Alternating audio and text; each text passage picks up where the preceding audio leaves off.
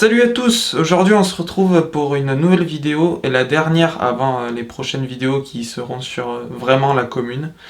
Donc aujourd'hui on va traiter des changements politiques qui ont eu lieu de la guerre de 1870 au 18 mars 1871. Vous voulez en savoir plus? Bienvenue dans ce nouvel épisode d'Historium. Putain, il y aura pas de blague, on va encore se faire chier comme à l'autre épisode. Oui, il y aura des blagues, oui.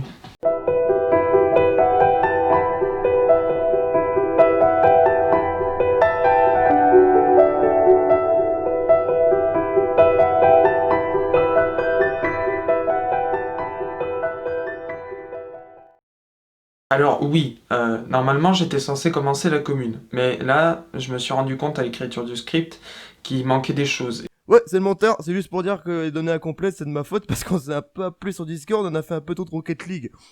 Bon, après, ça influence sur son travail, mais je suis pour rien, allez, bonne journée. Et ces choses-là, je pouvais pas les caser au début de la vidéo, sinon ça aurait fait une vidéo trop longue. Même si mes vidéos elles font que 5 minutes MDR.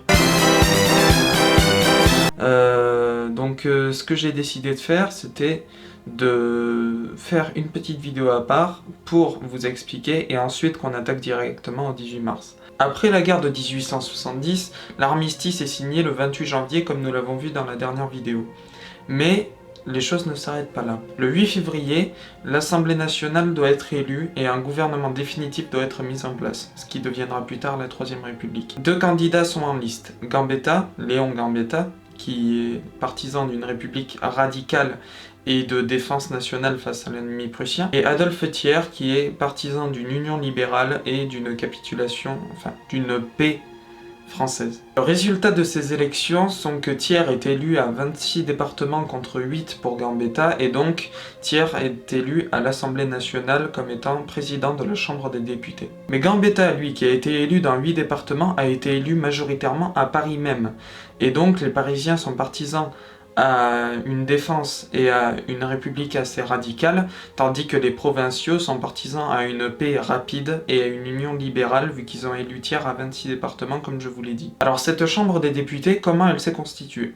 Sur les 550 députés, il y a 100 députés qui sont dits républicains modérés, donc qui sont plus partisans pour Thiers. Il y a 50 républicains et républicains rouges, enfin ils sont entre 10 et 50, et donc des noms connus comme Garibaldi, Louis Blanc, Blanqui, Piat, Malon. Et il y a aussi, et sur les 400 députés qu'il reste, les 400 députés sont monarchistes, c'est-à-dire favorables à un retour de la royauté en France. Et ils méditent à une restauration, c'est-à-dire la restauration du royaume de France. Donc déjà, ça fait peur aux monarchistes, le fait que Paris soit majoritairement pour Gambetta. Et en plus, Paris est encore en état de siège, même si l'armistice a été signé, et l'Assemblée nationale ne s'est pas réunie à Paris, elle ne s'est pas réunie à Versailles, elle s'est réunie à Bordeaux le 14 février. Et donc, moi j'ai une explication. Et donc mon explication, la voici. Ok, je suis d'accord pour dire que Paris étant en état de siège et Versailles étant en zone occupée, ça aurait été très périlleux pour le faire. Mais l'armistice a été signé le 28 janvier, enfin le 22 et mis en place le 28. Donc ça veut dire qu'il n'y aurait eu aucune tentative d'invasion de la part des Allemands. Moi, ma théorie, ça ne reste que la mienne, c'est que les monarchistes voulaient faire un pied de nez aux républicains et donc n'ont pas voulu siéger à Paris et ont décidé de siéger à Bordeaux.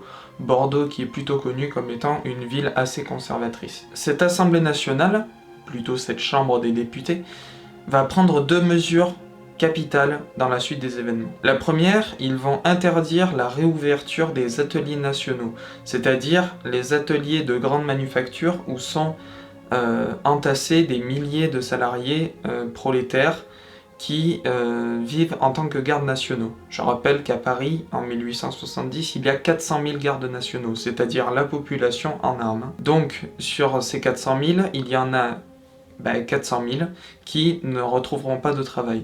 La deuxième, c'est que les loyers ont augmenté de 60 à 70%, les petits loyers ont augmenté de 60 à 70% dans le centre de la capitale. Et le loyer correspond à 10 à 15% du salaire d'un ouvrier moyen. Donc ça veut dire que Un ouvrier moyen, s'il se paye le loyer, il a juste assez pour se payer la nourriture. Mais vraiment juste assez, et encore c'est même pas assez. Et le problème, c'est que la deuxième mesure qui va être prise en place par l'Assemblée nationale, c'est la non-acceptation du moratoire sur les loyers.